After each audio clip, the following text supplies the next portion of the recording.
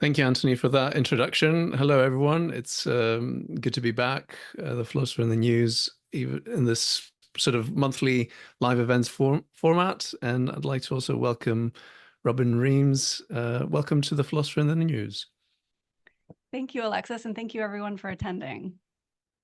I should say that what Anthony read there on the blurb about what rhetoric was my own kind of rendition of it. So if you think, there was a mischaracterization of it, we can come back to it. But let's start with why we're having this event today. We're less than a month away from the US presidential election, and your book makes a very powerful case for how politicians like Trump are using rhetoric to do to modern democracies what the Sophists did to Athenian democracy in antiquity. So can you tell us a little bit about what it is that they're doing and how they're using rhetoric to do that? Yeah, thank you for that question. One of the reasons I wrote this book, which has been in the works for quite a few years because it's drawn from material that I've been teaching for nearly 20 years. But one of my main reasons for writing the book is I've been able to track over time how these skills and tools from the rhetorical tradition dating all the way back to the 4th century BCE, so more than 2,000 years ago, when rhetoric was first born in ancient Greece, I've been able to watch how students, when they learn these skills of rhetoric, they begin to think differently. They begin to think in less polarized, less ideological ways. And what I mean by that is they begin to notice how what they're taking for the real world, reality itself, is a construction that occurs in language. It occurs in persuasion.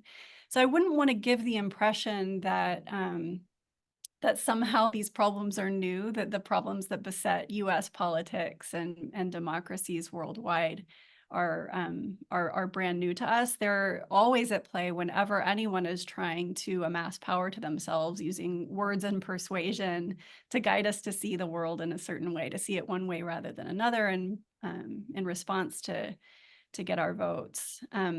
But those tools from the rhetorical tradition, it's not so much that, as in the description, as you asked me, that they tap into our emotions. It's certainly one thing that they do, right? But rhetoricians have always, going all the way back to Aristotle, have always seen a relationship between language and what we would think of as the more rational faculties, and also language and what we think of as the more emotional faculties, not as a binary, but as something that human beings use to make kind of coordinated decisions about politics, but about everything else besides. But yeah, the book is really designed to distill and simplify some of these old and somewhat inaccessible tools so that readers can see a direct relationship between, say, how people use narratives to convince people, or how people use ideological assumptions that are buried in their arguments. The book is designed to show readers how they can do that with arguments and rhetoric across the political spectrum. Mm. So one of the interesting things that you start your book with is sort of situating this rhetorical tradition during a kind of more oral phase of our culture. And you argue that truth, which has become a very contested concept in politics, especially over the last decade or so, changed when our culture moved from an oral culture to a written culture, and our concept of how we thought of truth changed. So can you tell us a little bit about what was the idea of truth during this kind of oral period of culture, and what did it become once we moved to a more recent basis? It's a bit easier to access that that oral notion of truth, that ancient oral notion of truth, if we begin to recognize our own assumptions about what truth is today. And generally speaking, it doesn't take much for us to realize that when we talk about something being true, we think of truth in a kind of strictly representational way. Something is true when the language represents and corresponds to reality in an accurate way, such that the words are an accurate correspondence, accurate reflection of what is the case in the world. And so that's something that we take as so fundamental, or just so obvious about what truth is. We have a tendency to assume that truth has always meant that. It could only mean that. There's no other meaning that it could have. So one of the things I explain in the book is that really truth has its own kind of cultural history in the same way that, say, dating rituals or fashion trends have. It meant something different prior to the introduction of literacy. And you can kind of imagine how that literacy would be the thing that introduced that correspondence notion of truth. It's because that's when words became visual symbols for sounds. So they became a kind of symbol that corresponded to something outside of themselves. Whereas before that, they were pure embodied sound. So one way you can begin to think about that earlier notion of truth is simply by realizing that the notion of truth that we take for granted or take as a given just couldn't have really existed. It couldn't have been thinkable without the introduction of literacy. Before literacy, it's not just that people chose not to write or that they had less writing, it's that it just simply didn't exist as a technology. So analogously, again, you can kind of think about this difference in terms of how much our lives change when a new technology is introduced. It changes our orientation to information. It changes the way we think about what's true or the way we question what's true. And it was the same for them. But before that, speech was entirely embodied. It was entirely oral. There was no written text outside of the human speaker. And truth, what truth translated to more closely for the ancient Greeks was a notion of revealing, of showing. And it kind of makes sense if you think about it. If somebody's speaking words to you, they're making some reality present. They're making it seeable, knowable, revealing it to you. And so those two notions of truth, one we still kind of carry with us, believe it or not, but we've sort of forgotten it. We're not aware that we can still access that notion of truth. So the chapter that you are mentioning is a chapter that kind of explains how those two competing notions of truth, those two different notions of truth, can help to explain this Trump paradox that we've been living with for several years now, that Trump has supporters who love him and laud him primarily because of his truth telling, his honesty, what they see as him telling it like it is. Whereas that's confounding to a lot of people who say, but no, the things he says are not corresponding to reality. They're lies, they're misrepresentations.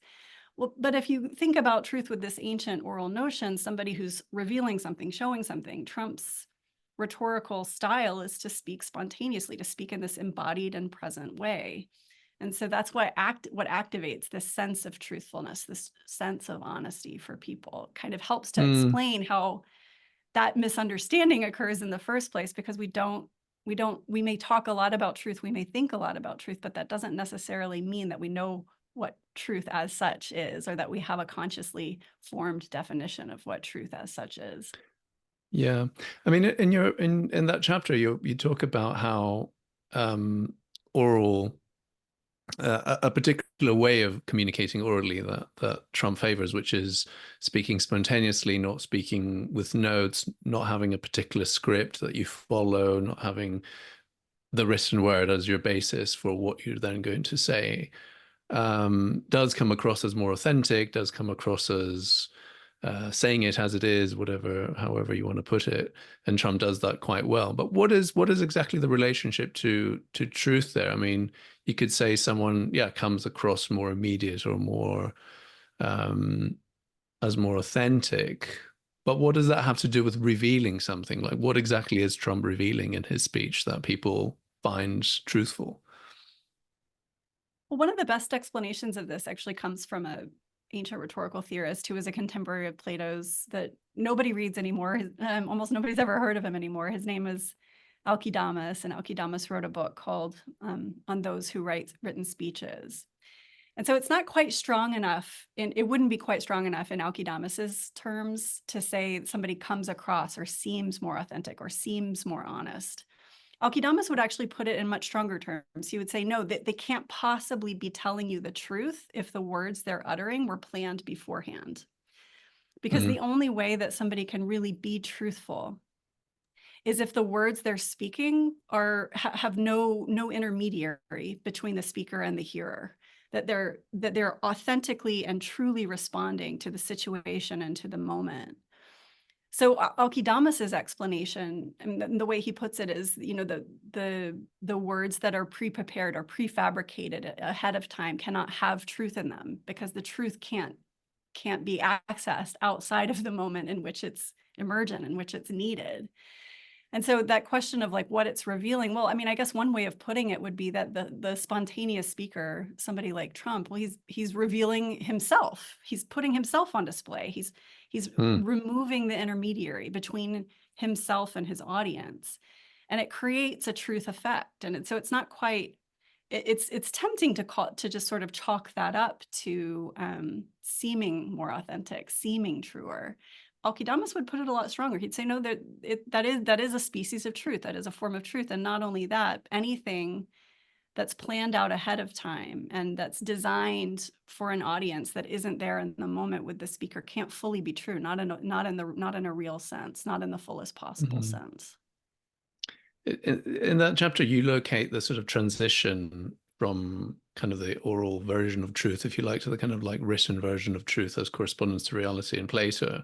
As we know, Plato's sort of hero is Socrates, and Socrates famously didn't write anything, was skeptical himself about the written word.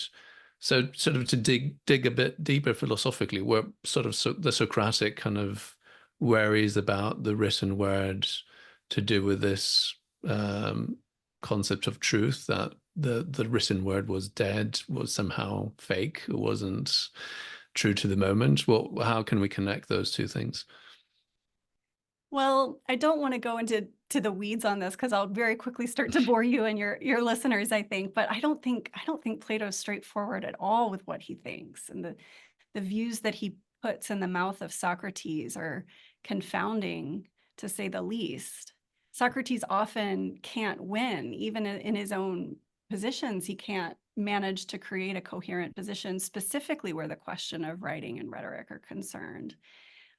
Plato consistently displays Socrates as having all kinds of, you know, false starts and poor effects of his attempts to attack writing, his attempts to attack rhetoric. And so, I mean, notice that the dialogue that you're referring to there is the Phaedrus. And in the Phaedrus, that's where Socrates comes out with his strongest attack against writing. And it's tempting to kind of take that at face value and take that as though it's straightforward. But the attack against writing actually is, I mean, one of the ways that I like to introduce that argument to students is how much it sounds like the critiques we hear today of new technology, social media, and AI, right? Like it has no soul, living soul in it. The speaker goes on saying the same thing over again. It's not the true human mind behind it, right? But notice like It'll corrupt our memories. Exactly. Yeah. It's a false potion to create new technologies for intelligence, but in fact, it's the decay of real intelligence. But notice what's happened in that dialogue all the way up to that final conversation and critique of writing. What's happened in that dialogue is that Socrates and Phaedrus have been critiquing a written speech. And what happens when they critique that written speech is that it loses its power over them. And they're not the written speech, which at the beginning had moved them to such an extent that they were physically, literally aroused and losing their rational faculties. It was the fact that the speech was in writing that made it possible for them to ignite critical responses and to take a different perspective. So Plato was just a master of making Socrates adopt a position that would seem to be at the same time untenable, given the dramatic structure of the dialogue as a whole. So I think another way of sort of redirecting that question or answering it in a slightly different way is to say that Plato was alerting us to the dangers of writing while at the same time dramatically demonstrating its curative powers and its benefits. Interesting.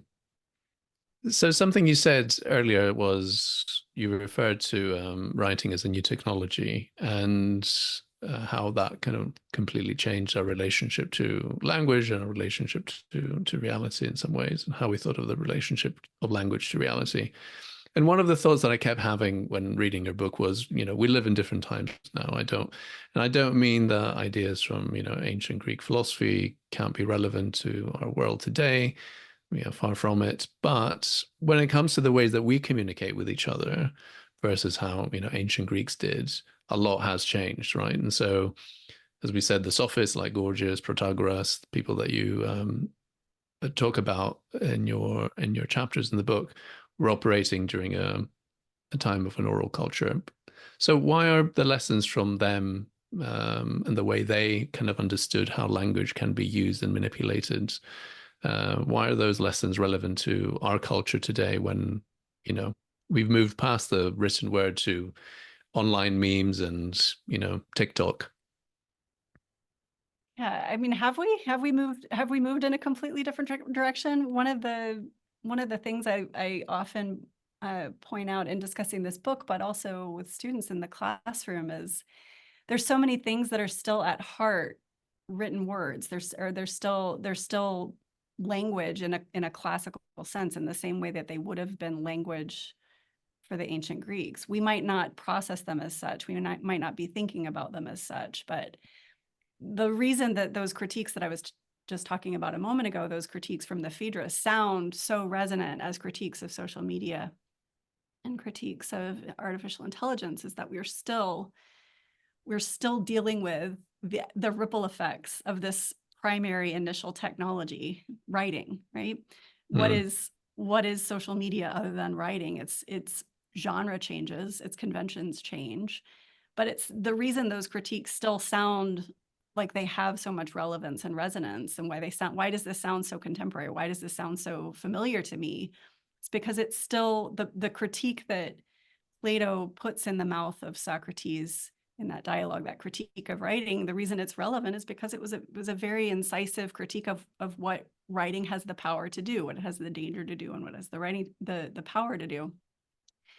But I mean, another example that I like to give my students is, if they can think about the effect that say going to a music concert has on them, and the overlap with the effect of listening to a really powerful orator. Why does it make your hair stand on end? Why does it bring a tear to your eye? Why do you find yourself with a lump in your throat in those moments? Those are the evocative, powerful effects that language has always been able to work on us as human beings. And the Greeks, it's not just that they were living in an oral culture, the Sophists and the philosophers of ancient Greece, they were living in a transitional culture. So in many Hmm. ways, it was the fact that they were living in that transitional culture. They were living on this cusp from orality to literacy, in the same way that we today are. I mean, we can remember a world without smartphones, right? We can remember a time when we as human beings weren't always, craning our necks down to look at this device and living our lives out through that device. And we can remember that there was something different, and we can diagnose what's changed in our own experience. That's something that was exciting and is still ready to be unearthed and excavated, waiting to be unearthed and excavated. And their observations about those changes that they were living in the midst of have that kind of incisive purchase for us, precisely because it is still language. I mean, just to give you one quick example, I mean, Gorgias is one sophist who I write about in the book, who gave this elaborate proof and argument that nothing exists. And what was the point of that proof and argument? It wasn't to actually prove that nothing exists. It was to show you that if you plan out a written speech ahead of time, you could actually convince somebody of things that they know it's just impossible to believe, that no one should believe it, that you yourself don't believe it, but yet you find yourself convinced by the argument. He was trying to cast self-conscious attention back on what language could do, and he says in his own words that language is not the things themselves, right? The whole reason we get confused is because we're always looking through the language rather than at the language.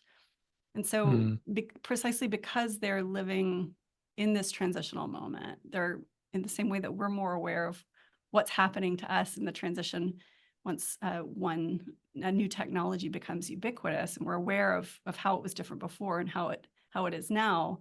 They were living through a similar transition. It's just that was the transition. That was the technological transition that became the kind of pattern for every other linguistic technological transition. Mm. I want to push a little bit back on that. So, of course, we're still using language as the main kind of form of communication.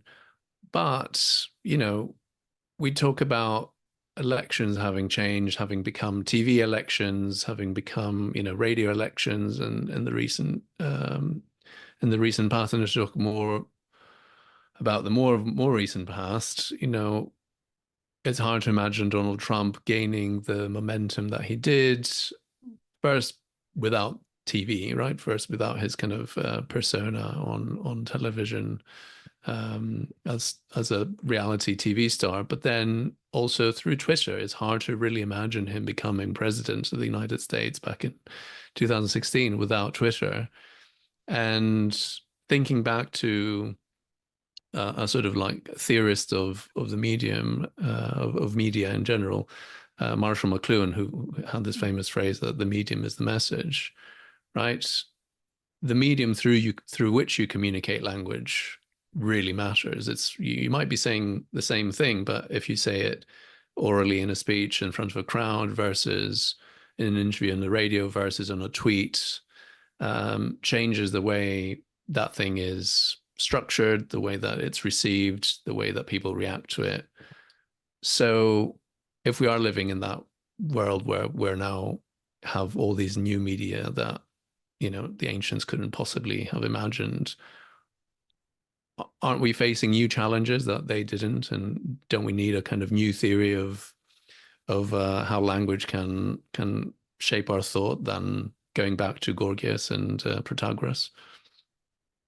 Well, I think there's an important distinction to make between rhetoric and its productive aims and rhetoric and its receptive aims. So what you're referring to is, changes in the production of rhetoric that have a massive difference in scale, like how many people can be reached, and the scale and the reach of the influence that can be garnered through new media, the production of rhetoric. But rhetoric was never only just about production. I mean, it was primarily, if anything, it was about reception. Because going back to Aristotle's definition of rhetoric was this ability of taking a step back and observing all the available means of persuasion. So it wasn't really about crafting and producing a message. It was about understanding how the message was crafted and produced.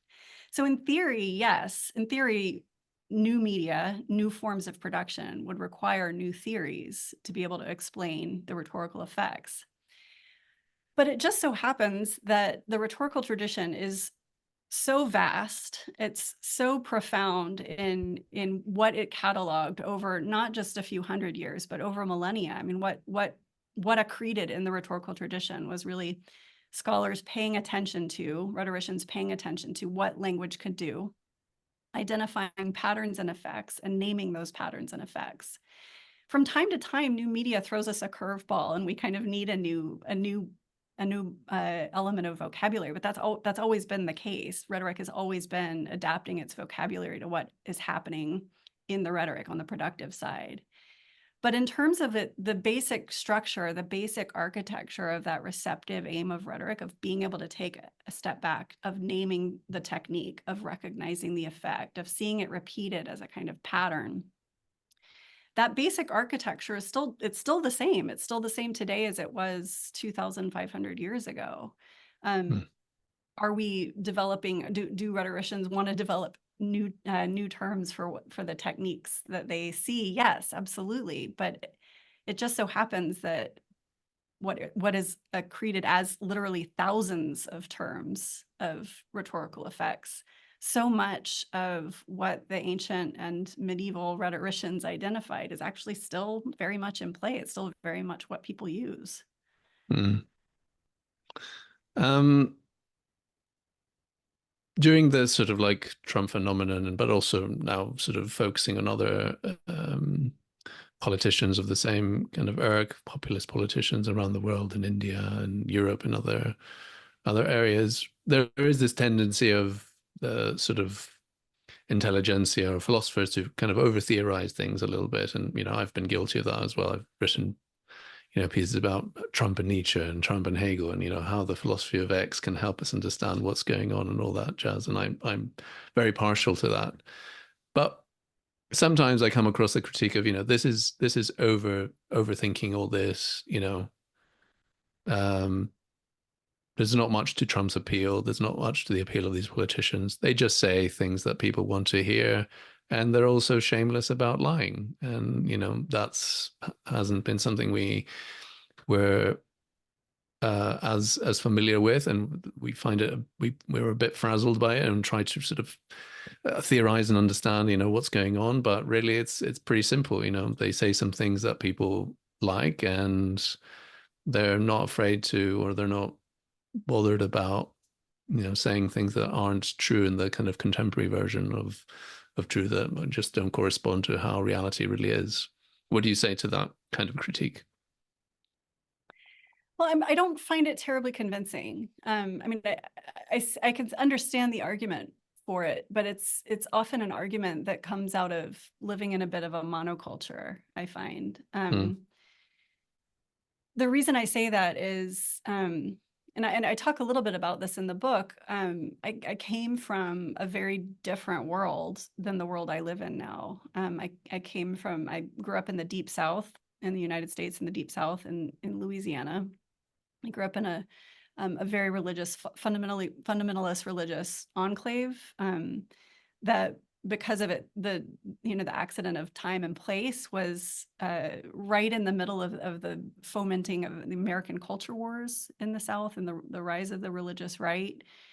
And I was steeped in that world. I was inculcated and enculturated in that world for my entire childhood and even into my adolescence and early adulthood. And I guess what I can tell you about that time and those formative years for me, and also the fact that I still travel back to that part of the country to visit family and have relationships with people who are still very much in that world and in that mindset, is that people are often the people that some people might tend to think of as being manipulators and deceivers are often true believers. Like they themselves have been utterly convinced of the things that to us sound like lies and manipulation, or that to people outside of that interpretive community see as lies and manipulation. And so if I'm in this position where I shuttle back and forth between two entirely different cultures, two entirely different thought worlds, both of whom are convinced of their correctness and both of whom are convinced of the duplicity of the other side, it's not very convincing to me to say that, no, I can just discount everything that everybody on the other end of the scale believes because it's easier or because it's more reasonable for me. What rhetoric offers, and one of the reasons that I've devoted my life to studying it, is an ability to understand even those positions and to understand on a granular level, even those positions that I see no sense in, or that many of us see no sense in. We can understand how they develop a sense once we use these skills in rhetorical thinking to unearth how the persuasion is happening. Yes, I did want to talk about that sort of like biographical element of your book, especially in the introduction. You talk a lot about this kind of wider societal issue of polarization and how your family is a sort of micro example of that, and talking about how your education and your training eventually led you to sort of grow apart from, in particular, your father, and how you found it difficult to engage with one another after a few years. Can you tell us a little bit more about how your sort of personal story here is relevant to the broader issues that face a kind of very polarized politics? One of the things you mentioned is sort of demonizing the other side. I guess, yeah, we all know that's kind of wrong, but we find it hard not to do. But yeah, what other lessons can we find in your personal experience of this? Yeah, I think for me, it just it augments, I suppose, all those same skills and all those same benefits that I reap from the subject that I study, from rhetoric. It augments it from a more biographical, personal standpoint, which is the overall effect or the upshot of it is simply that it's it's hard for me to ever be fully convinced by somebody's rhetoric. It's hard for me to ever be as convinced as people who would like to convince me would like me to be. And I think the reason for that is because I'm always imagining that argument in a different context, right? I'm always switching the argument in the context. And so that's a sort of maybe simple and non-technical way that biographical difference for me has allowed me to think more rhetorically. But on what the rhetorical tradition gives me is a specific vocabulary of how to do that. I mean, I can give you an example just from the last couple of weeks.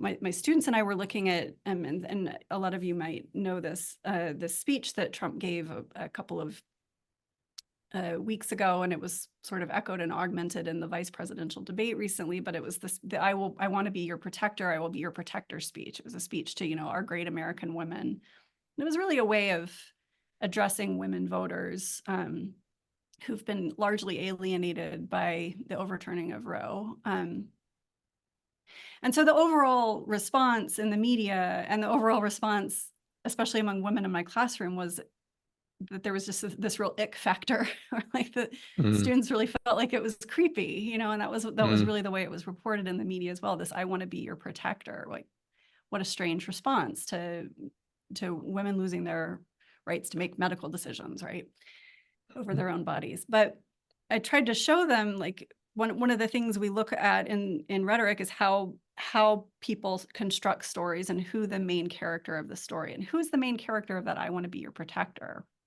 The main character of that story is not women. They're not at the center, even though it's a speech to women about women, right? You'd expect them to be the main character of that story, but they're not. Trump's the main character. And what kind of a character is he? Well, he's a protector. He's a father figure, right?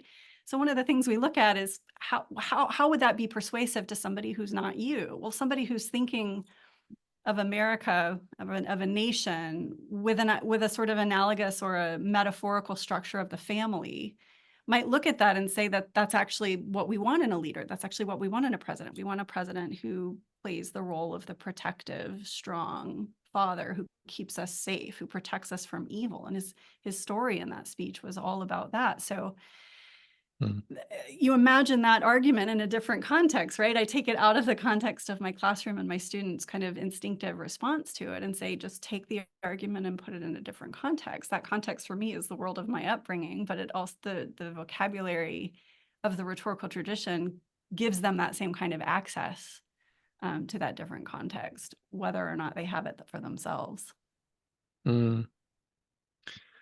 Part of this sort of like phenomenon of polarization when it comes to thinking of the other side is often people just say, like, well, people are stupid, people vote for Trump, they're just dumb. And liberals usually can be quite careful about saying that. They don't want to sound too cocky and too arrogant or too too elitist about it, I suppose.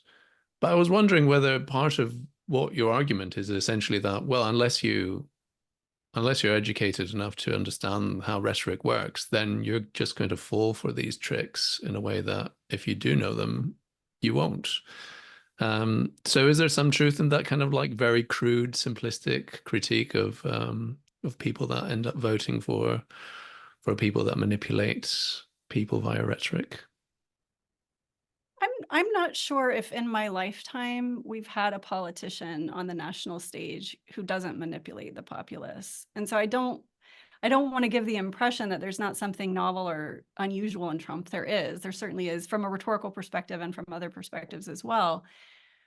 But from a strictly rhetorical perspective, and when I look at political phenomena, I'm looking at it as a rhetorician, and I see a continuity with people giving their assent and their credence, their conviction to people on the basis of a scant rationale, on the basis of the power of words that have moved them without really being aware of how and why the words have moved them in that way, or whether they should. So in that sense, there's something not terribly unique in our own political moment, because we all the time are being moved by words without being aware of it. So do people need advanced graduate training or undergraduate training in rhetoric in order to be keyed into this? No, I mean, the whole reason I wrote the book was to simplify it so that it'd be accessible to a general audience. people do need to want to be critical, though. That's the key, and it doesn't take advanced training to want to be critical. Rhetoric was invented for all of us. It was invented in the first place for the masses. It was supposed to be an absolutely foundational education. It was supposed to be studied alongside grammar and logic as the precondition study for every other field of study. You have to understand how arguments work. You have to understand how language works. You have to understand how persuasion works in order to be able to study anything, in order to understand anything. We stopped studying it, and so we stopped being critical in that way. But the book that I wrote was really written precisely to take the ideas, to simplify them, to make them digestible for anybody who just wants to enhance their own critical awareness. You mentioned that, of course, all politicians use rhetoric. There is something unique about Trump. Do you think there's also something different about the right? Is the right better at rhetoric than the left is? Again, I'm have a very sort of like short-term bias here. I'm thinking about the online world of YouTube, especially again in the US context, where these sort of like rhetorical skills on campus debates and things like that is almost dominated entirely by figures on the right and people like Ben Shapiro and Matt Walsh and Charlie Kirk. I don't know if these names mean anything to you, but these are all people with large followings on YouTube and very much on the right. Do you see any reason why one side of the political spectrum would be better at this than the other? No, I mean, I think that it might be the case that you're more tuned into those, maybe because you're more troubled by them. But I think rhetorical, I mean, one of the questions Plato loved to ask was, is this a knack or is it a skill? And the way this always lands is it's both. There are people who come by this naturally, and we may have a tendency to notice those who are more skillful for one reason or another. But I mean, one of the things that's kind of exciting about studying rhetoric is when you start to look at things rhetorically, what you're noticing is not the difference between left and right. You're noticing the difference between skilled uses of different rhetorical techniques, and that cuts across party lines very consistently. Who's a good example of a left-wing good rhetoric politician over the recent decades that you admire for their rhetorical skill? Obama's rhetorical skill was just off the charts. Amazing. It really was incredible. Bernie Sanders had his own kind of flair as well. There's actually a section in the book where I try to get people to think about what we were talking about at the very beginning of our conversation, the feeling and the experience of feeling like a politician is telling the truth, right? If we think about politicians in that way, so oftentimes we might identify that same experience on both the left and the right, regardless of what our preconceived political orientations and positions were. But yeah, in 2008, rhetoricians were just very excited because it felt like oratory was back when Obama rose to the national stage, when he gave that DNC speech, not in 2008, but in 2004, everyone got really excited. Same thing happened with Tammy Duckworth. When it starts to feel like high oratory is making a comeback, rhetoricians get really excited about that. Okay, we have lots of questions in the Q&A section.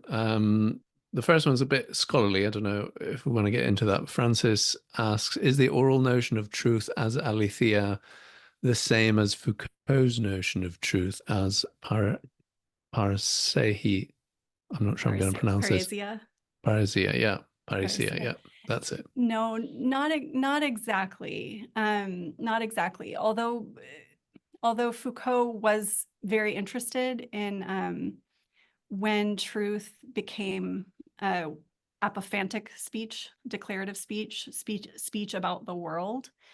And so there is a connection for Foucault between a return to an older notion of truth, speaking truth to power, parousia. But it's not entirely conflated or identified, or it's not exactly equivalent to aletheia. Aletheia you could think of as a much more general concept for what constituted truth for the ancient Greeks, whereas parousia was a specific kind of speech in a political context where a speaker put themselves in some degree of peril by speaking the truth, by speaking what what was truly revealed to them to power. Mm. When doing so would put them at risk. So yeah, there is the way I would put it is that there is a historical connection, but not a definitional one, not a semantic one.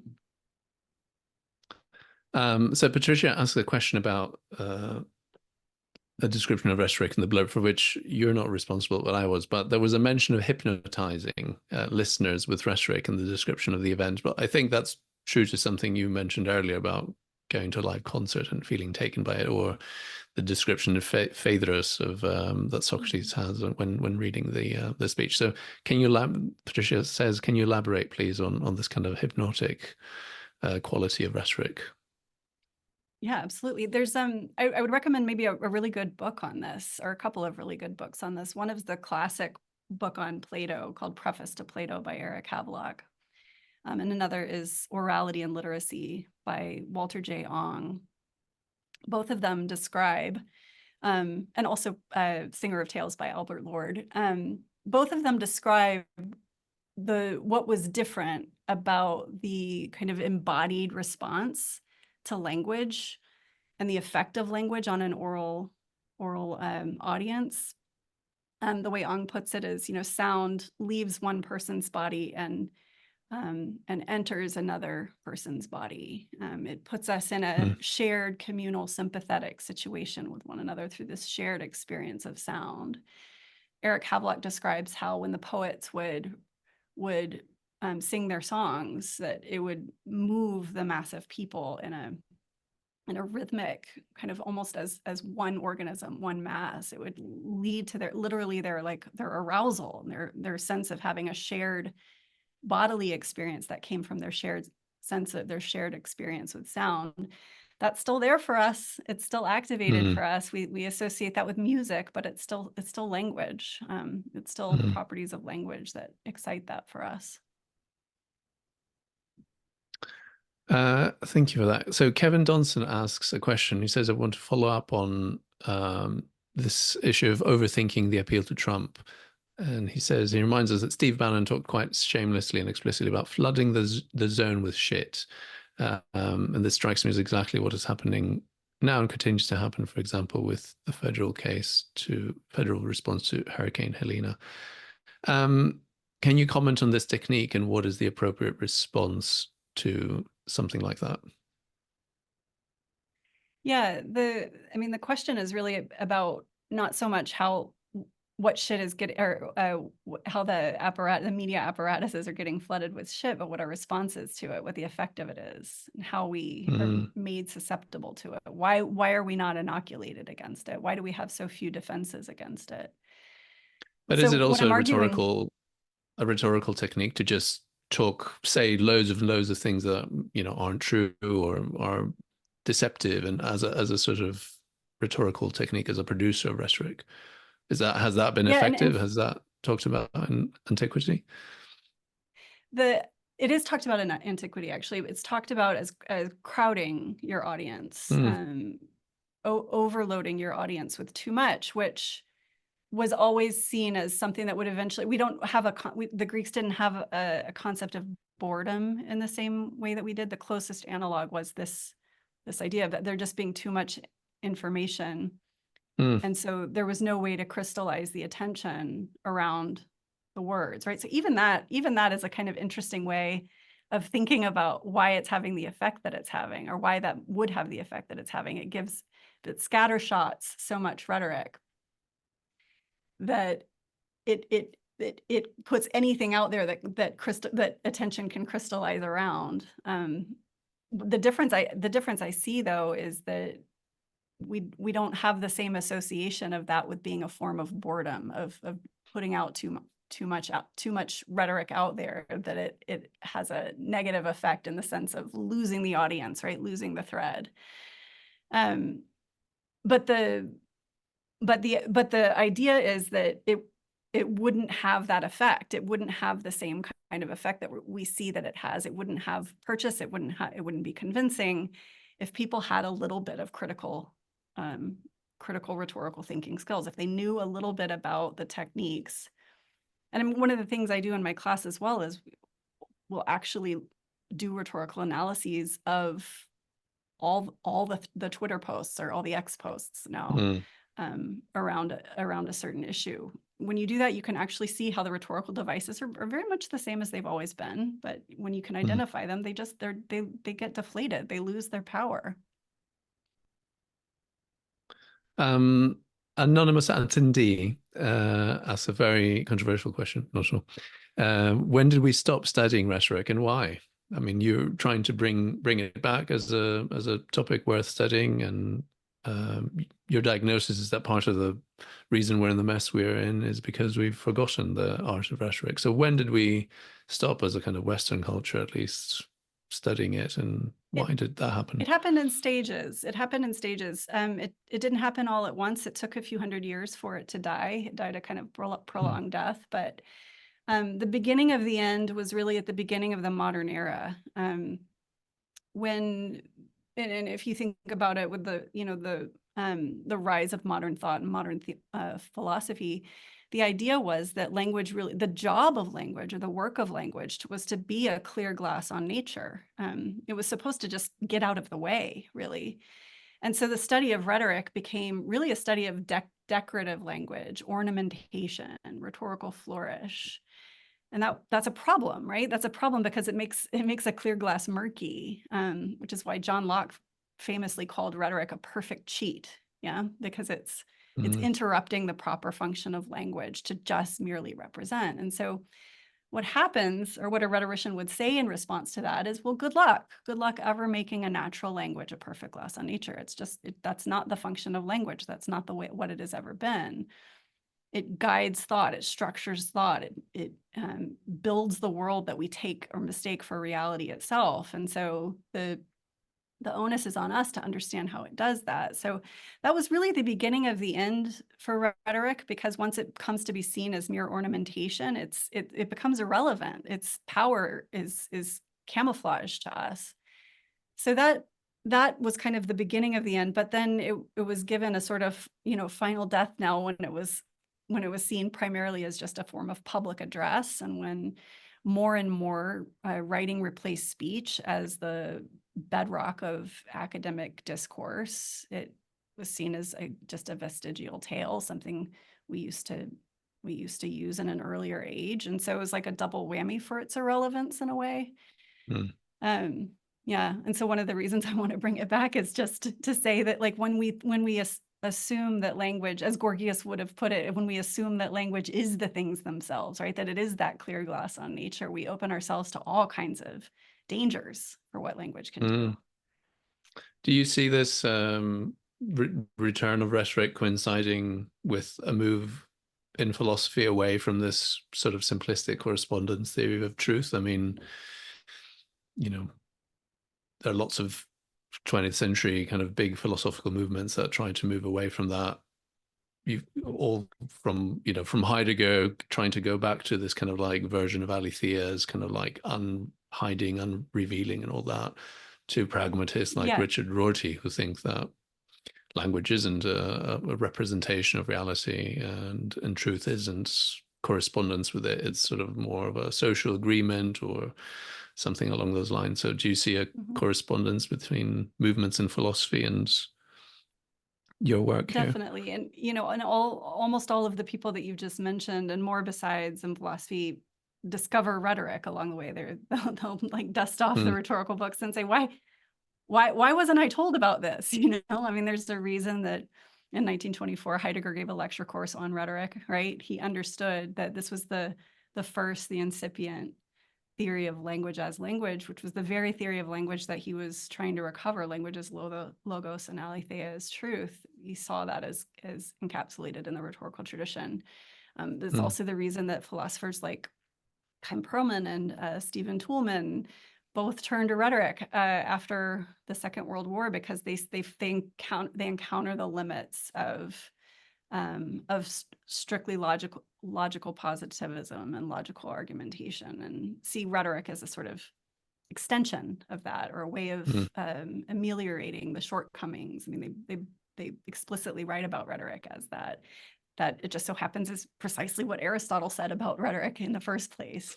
He called it the antistrophos of dialectic. That was the mirror of it, right? You really couldn't have one without the other. There are certain things that dialectic is good for, the things that we can attain a certain level of certainty about. There's a whole host of human affairs that will never gain certainty. We can only approximate certainty, and that's where rhetoric is valuable.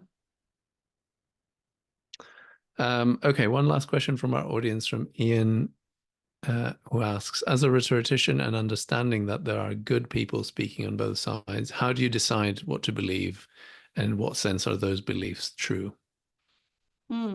Very slowly, very slowly. I mean, one of the things I always tell people is that when you begin studying rhetoric and you begin thinking rhetorically, thinking about the language itself as opposed to thinking beyond the language, is you don't feel the same urge to make a snap judgment, have an opinion, make a decision. There are a lot of things that I'm perfectly willing to remain undecided on.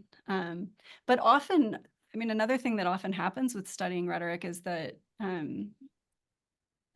better answers present themselves more readily. It's pretty easy for me when I break down two competing arguments, to use the example I gave you just a few minutes ago of like a story that makes a woman the same character. I mean, it's speaking as a woman, right? A story that makes the woman the main character of the story, and the story that makes the leader the main character of the story. Well, I can make a decision about what's probably more in my interest, right? Or what's probably going to deliver to me more autonomy. I mean, it's actually right there on the surface of the language. It doesn't even take digging beneath the surface to the motives when it's put that plainly in front of me.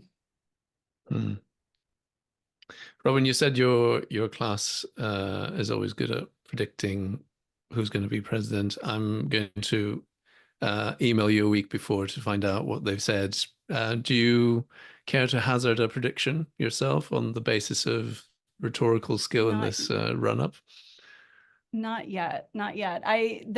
I'm very much on the fence right now. I've kind of gone back and forth. And if you'd asked me a few weeks ago, I would have said Harris. And then if you'd asked me a little bit before that, I would have said Trump. And right now I'm right on a knife's edge. But generally, right before the election, things have started to solidify enough that my students and I will make a call. And it's generally, we'll see if we can keep our streak running. But yeah, I mean, that ability really comes from being able to analyze how the language is functioning without thinking immediately whether I agree or disagree, like or dislike.